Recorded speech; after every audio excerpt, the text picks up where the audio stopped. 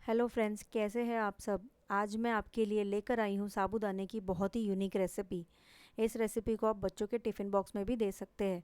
बनाने में ये जितनी आसान है ना, खाने में ये उतनी ही टेस्टी बनती है।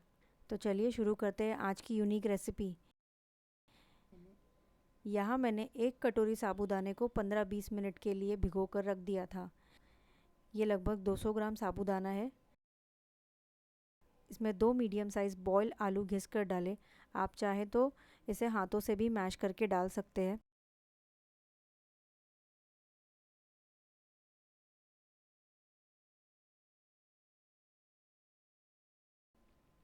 साथ ही इसमें 3 हरी मिर्च बारीक कटी हुई डालेंगे, थोड़ा बारीक कटा हुआ फ्रेश हरा धनिया, 1 चम्मच चाट मसाला, आधा चम्मच जीरा पाउडर, आधा चम्मच चिली फ्लेक्स, आधा चम्मच गरम मसाला और नमक डालेंगे।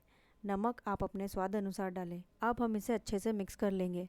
आलू और सारे मसालों को साबूदाने के साथ अच्छे से मिक्स करना है। साबूदाने को हमें तब तक मिक्स करना है जब तक कि इसका एक स्मूथ सा डो नहीं बन जाए। साबूदाने का बैटर अच्छे से मिक्स हो चुका है। अब हम सैंडविच मेकर लेंगे और इसे अच्छे से ऑयल लगाकर ग्रीस कर लेंगे।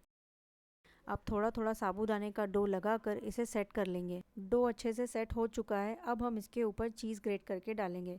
मैं प्रोसेस चीज़ यूज़ कर रही हूँ, आप चाहे तो मोज़रेला चीज़ भी यूज़ कर सकते हैं। चीज़ को साबूदाने पर अच्छे से स्प्रेड कर लेंगे।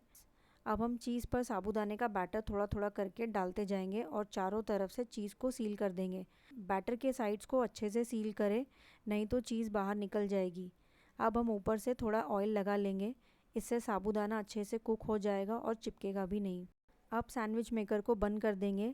अब इसे गैस पे रख देंगे। ध्यान रखें कि गैस का फ्लेम मीडियम ही रखें।